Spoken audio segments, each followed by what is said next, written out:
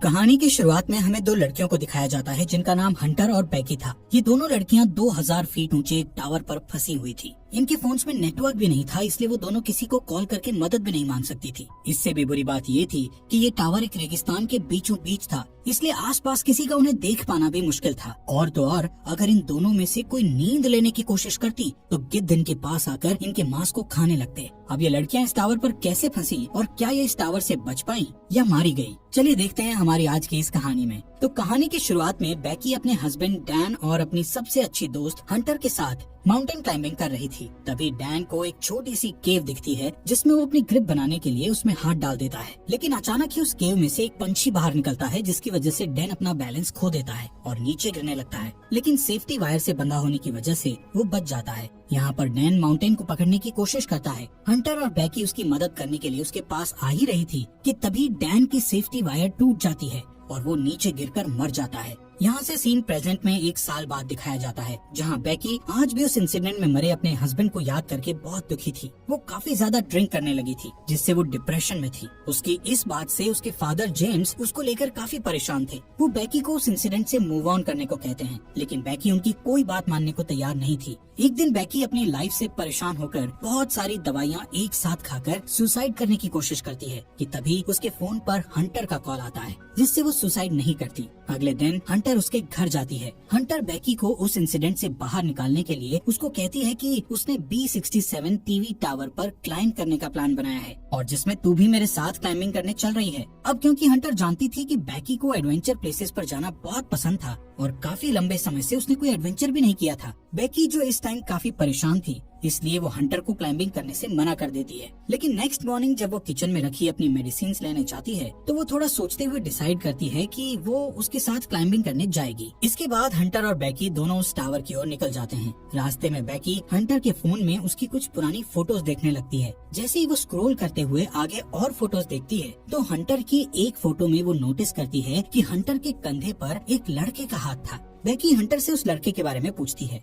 लेकिन हंटर उसे कुछ भी बताने से मना कर देती है। तभी यहाँ बैकी के फोन पर उसके फादर का कॉल आता है, लेकिन वो कॉल पिक नहीं करती। काफी देर ड्राइव करने के बाद वो एक होटल में रात गुजारने के लिए रुकते हैं। डिनर करते वक्त बैकी को पता चलता है कि हंटर अब एक YouTube व्लॉगर है और YouTube रेवेन्यू से ही वो अपनी ट्रैवलिंग का खर्च उठाती है। इसी दौरान बैकी की नजर विंडो के बाहर उस टीवी टावर पर पड़ती है जहाँ पर वो दोनों जा रही थी। हंटर बैकी को बताती है कि ये टावर यूनाइटेड स्टेट का चौथा सबसे ऊंचा टावर है। नेक्स्ट मॉर्निंग बैकी और हंटर अपनी कार में बैठकर अपना सफर जारी रखती हैं। यहाँ पर हंटर ड्राइविंग करते करते ही अपने YouTube चैनल के लिए व्लॉग बनाने लगती है, जिसमें वो अपने व्यूअर्स को बताती है कि वो अपनी बेस्ट फ्रेंड के साथ उस टीवी टावर पर चढ़ने वाली है। इसके बाद फाइनली वो दोनों उस टीवी टावर के पास पहुंच जाती हैं, जहां उन्हें गेट पर एक डेंजर साइन के साथ ताला लगा हुआ मिलता है। यहाँ से वो दोनों गाड़ी को छोड़कर पैदल ही आगे जाने लगती हैं। रास्ते में उन्हें कुछ गिद्ध एक मरे हुए जानवर को खाते हुए दिखाई देते हैं। हंटर इस चीज को भी अपने व्लॉग में रिकॉर्ड कर लेती है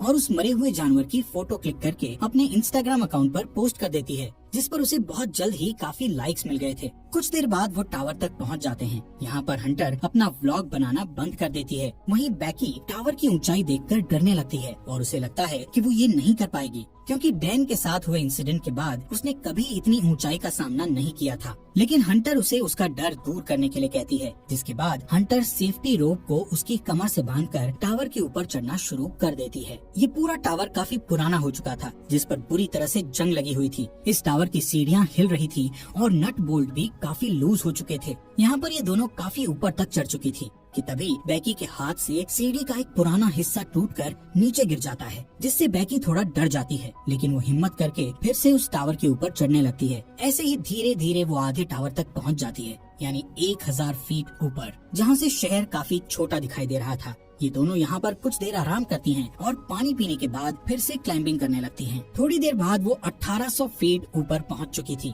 और अब उन्हें सिर्फ 200 फीट ही ऊपर चढ़ना था। बैकी इतना ऊपर चढ़कर काफी डरने लगती है, क्योंकि वहाँ हवा बहुत तेज चल रही थी और सीढ़ियाँ भी काफी पुरानी होने की वजह से हिल रही थी। वो हंटर से कहती है कि अब उन्हें वापस नीचे जाना चाहिए, लेकिन हंटर उसे बोलती है कि अब इतनी ऊपर आकर उन्हें हार नहीं माननी चाहिए। जिसके बाद वो वापस से ऊपर चढ़ने लगती हैं। यहाँ से टावर के ऊपर चढ़ने का रास्ता काफी खतरनाक था। रास्ते में लगी कुछ डिस्क को हंटर ने काफी आसानी से पार कर लिया था और अब वो बेकी को भी उन्हें पार करने में मदद कर रही थी। अब जैसे जैसे वो ऊंचाई पर जा रही थी वैसे वैसे हवा का प्रेशर भी बढ़ता चला जा रहा था, जिससे बेकी और ज्यादा डर रही थी। इसी बीच सीढ़ी के पुराने नट बोल्ट एक एक करके अपने आप निकलने लगते हैं, लेकिन इस बात से अनजान वो दोनों ऊपर चढ़ना जारी रखती हैं और फाइनली वो दोनों टावर के टॉप पर पहुंच जाती हैं, जहां एक और नट बोल्ट खुलकर नीचे गिर चुका था। यहाँ पर हंटर दोबारा से अपना व्लॉग बनाना शुरू करती है और वीडियो में अच्छे शॉट्स लेने के लिए वो ड्रोन कैमरा का इस्तेमाल करती है।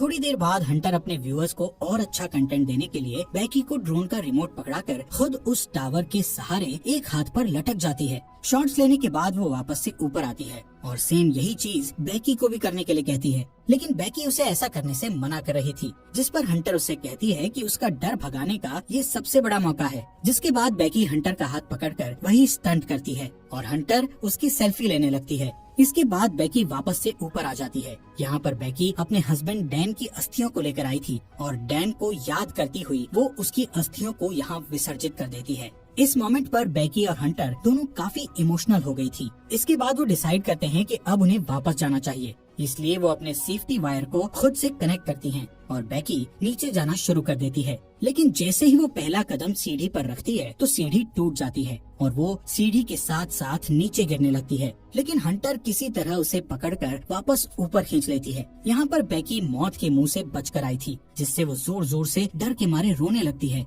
और अचानक दोनों हंसती हैं। नीचे देखने पर उन्हें पता चलता है कि अब उनके नीचे उतरने के लिए कोई सीढ़ी ही नहीं है। वो दोनों अपने अपने फोन को चेक करती है, लेकिन उनके फोन में कोई नेटवर्क नहीं था और उनका बैग भी नीचे टावर डिस्क पर गिर चुका था, जिसमें उनके खाने पीने का सामान था। यहाँ ऊपर टावर पर उन्हें एक इमरजेंसी बॉक्स दिखता है, जिसे खोलने पर उन्हें एक दूरबीन और एक फ्लेयर गन मिलती है, लेकिन ये दोनों चीजें उनकी किसी काम की नहीं थी। ये सब देखकर बेकी हंटर पर भड़क जाती है। हंटर उसे ये कहते हुए शांत करने की कोशिश करती है कि हो सकता है सीढ़ियों के नीचे गिरने की आवाज सुनकर कोई उनकी मदद करने आए और इसलिए अब हम दोनों को बस थोड़ी देर इंतजार करना होगा जब तक कि कोई आ नहीं जाता। तभी हंटर नोटिस करती है कि पिछली बार सीढ़ियों के गिरने की वजह से बेकी के पैर पर चोट लगी थी और अब उस चोट से ब्लड बाहर आ रहा था। यहाँ पर हंटर बेकी की चोट पर अपनी शर्ट बांध देती है। कुछ समय बाद बेकी हंटर से पूछती है कि उसने व्लॉगिंग क्यों शुरू की, जिस पर हंटर गलती से डैन का नाम ले लेती है, जिससे बेकी के मन में हंटर के प्रति शक बैठ जाता है। कुछ देर बाद हंटर अपना फोन चेक करती है, जहां उसने कुछ देर पहले अपनी सोशल साइट पर एक मरे हुए जानवर की फोटो अपलोड की थी, जिससे उन्हें एक आइडिया आता है कि वो अपने फोन पर एक हेल्प मैसेज टाइप करेंगे और उस फोन को रस्सी से बांधकर नीचे लटका देंगे, ये सोचकर कि शायद नीचे जाने पर फोन में सिग्नल आ जाए और उनकी पोस्ट अपलोड हो जाए। हालांकि उनकी ये कोशिश नाकामयाब हो जाती है। इसके बाद उन्हें लगता है कि जरूर जमीन पर तो नेटवर्क होगा ही, इसीलिए वो उस फोन को अपने जूते में डालकर उसके चारों ओर अपनी जुराबें फंसाकर जूते को नीचे गिरा देती हैं। यहाँ टावर पर अचानक बेकी का ध्यान हंटर के दूसरे पैर पर जाता है, जहाँ 143 का टैटू बना हुआ था, जिसे देखकर उसे याद आता है कि उसका हस्बैंड डैन हमेशा उसे आई लव यू कहने के लिए 143 कोड का इस्तेमाल करता था। लेकिन बेकी इस चीज को भी इग्नोर करके इस टावर से नीचे उतरने के लिए कोई और आइडिया सोचने लगती है। थोड़ी देर बाद उन दोनों को दूरबीन से नीचे जमीन पर टावर के पास से गुजर रहा एक आदमी और उसका डॉग दिखाई देते हैं, जिससे वो उस आदमी से मदद के लिए चिल्लाने लगती है, लेकिन इतनी ऊंचाई होने के कारण उनकी आवाज नीचे नहीं जाती। यहाँ नीचे हम देखते हैं कि हंटर ने जो फोन जूते में डालकर नीचे फेंका था वो पूरी तरह से टूट चुका था और अब उनका ये प्लान भी फेल हो चुका था। वो आदमी वहाँ से जाने लगता है। ये देखकर बेकी हेल्प के लिए चिल्लाते हुए अपने दोनों जूते उस आदमी पर नीचे फेंक देती है, ताकि उस आदमी का ध्यान ऊपर की ओर उन पर आ जाए। लेकिन वो आदमी ये नोटिस नहीं करता, क्योंकि वो किसी से कॉल पर बात कर रहा था। इसके बाद बेकी वो फ्लेयर गन चलाने लगती है, लेकिन हंटर उसे ये कहते हुए फ्लेयर गन चलाने से मना कर देती है कि अभी दिन का समय है, इसलिए किसी को भी फ्लेयर गन का पता नहीं चलेगा। इसी दौरान वो दो और आदमियों को वहाँ थोड़ी दूर नोटिस करती हैं, जो यहाँ पार्टी करने के लिए आए थे। उन्हें देखकर वो दोनों डिसाइड करती हैं कि थोड़ा अंधेरा होने पर वो इस फ्लेयर गन का इस्तेमाल करेंगी, ताकि वो लोग उन्हें नोटिस कर सकें।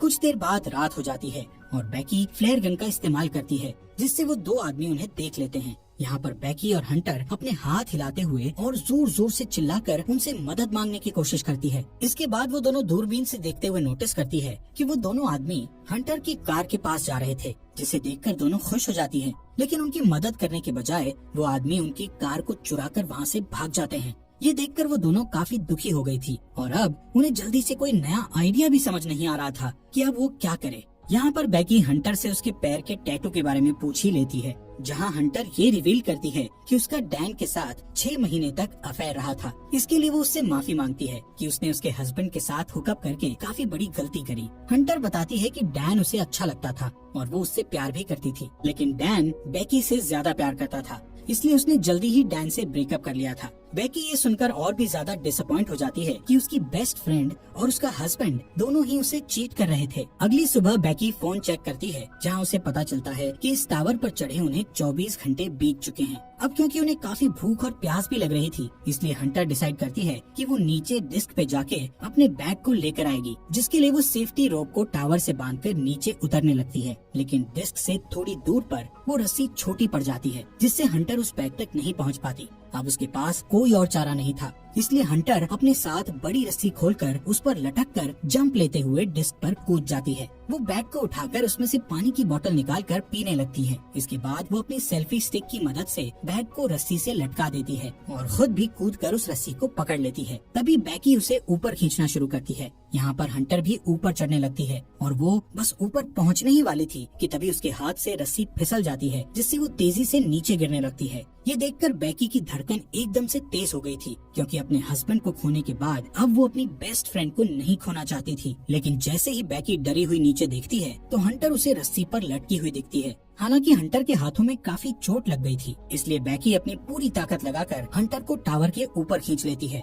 थोड़ी देर बाद बैकी एक हेल्प नोट लिखकर ड्रोन में फंसा देती है और ड्रोन के सहारे पास के होटल तक पहुंचने की कोशिश करती है। लेकिन ड्रोन में बैटरी कम होने की वजह से वो ज्यादा दूर नहीं जा सकता था, इसलिए वो उसे वापस अपनी ओर ले आती है। यहाँ अब फिर से वो दोनों टावर पर हेल्पलेस थी। रात में बैकी को एक भयानक सपना आता है, जिसमें वो देखती है हंटर की उस टावर पर ही मौत हो गई और गिद्ध हंटर के शरीर को खा रहे हैं। इससे वो डरी हुई उठती है और तब उसे पता चलता है कि ये बस एक बुरा सपना था। नेक्स्ट मॉर्निंग बैकी के दिमाग में एक आइडिया आता है कि वो टावर के ऊपर लगी लाइट से ड्रोन को चार्ज कर सकती है। इसके बाद वो टावर के पोल पर चढ़कर जैसे ही ड्रोन चार्जर को प्लग में लगाती है तो वो देखती है कि वो प्लग काफी लूज था, इसलिए बैकी को ऊपर लटके हुए ही उस चार्जर को पकड़े रखना पड़ता है जब तक कि ड्रोन की बैटरी फुल चार्ज नहीं हो जाती। काफी टाइम से उस पोल को पकड़े रहने की वजह से बैकी के हाथ धीरे धीरे करके सुन्न पड़ने लगे थे और इससे भी बुरी बात ये थी कि अब यहाँ पर काफी सारे गिद्ध आकर उस पर अटैक भी कर रहे थे, जिससे बैकी के हाथों से बैग नीचे गिर जाता है। थोड़ी देर बाद वो ड्रोन की बैटरी फुल चार्ज हो जाती है, जिससे बैकी नीचे आ जाती है। इसके बाद वो ड्रोन को होटल तक पहुँचाने की कोशिश करती है, लेकिन जब वो ड्रोन होटल तक पहुँचने ही वाला था तो उसकी टक्कर एक ट्रक से हो जाती है, जिससे वो बिल्कुल टूट गया था और उनको ड्रोन कैमरा से भी कुछ दिखाई नहीं दे रहा था। ये देखकर वो दोनों और भी ज्यादा डर गई थी, क्योंकि अब उनके पास बचने का कोई भी ऑप्शन नहीं था। वो थकी हारी उस टावर पर हार मानकर बैठ जाती है। शाम के समय वहाँ तूफान बनने लगे थे, जिससे उनका जिंदा रहना और भी मुश्किल हो गया था। यहाँ पर बैकी को बहुत तेज नींद भी आ रही थी, इसलिए वो वहीं सोने लगती है, लेकिन हंटर उसको सोने से मना करती है, क्योंकि उनके सोते ही गिद्ध फिर से उन पर हमला करने लगते। बैकी हंटर से उसका दूसरा जूता भी मांगती है, ताकि इस बार वो उसमें अपना फोन डालकर नीचे फेंक सके। हंटर उससे कहती है कि मेरा जूता तो नीचे डिस्क पर ही गिरा हुआ है। यहाँ से कहानी में एक बड़ा ट्विस्ट आता है और हमें पता चलता है कि जब हंटर नीचे डिस्क पर कूदी थी तो उसी टाइम डिस्क पर गिरने से उसकी मौत हो गई थी और उसके बाद से बैकी अकेले ही सरवाइव कर रही थी।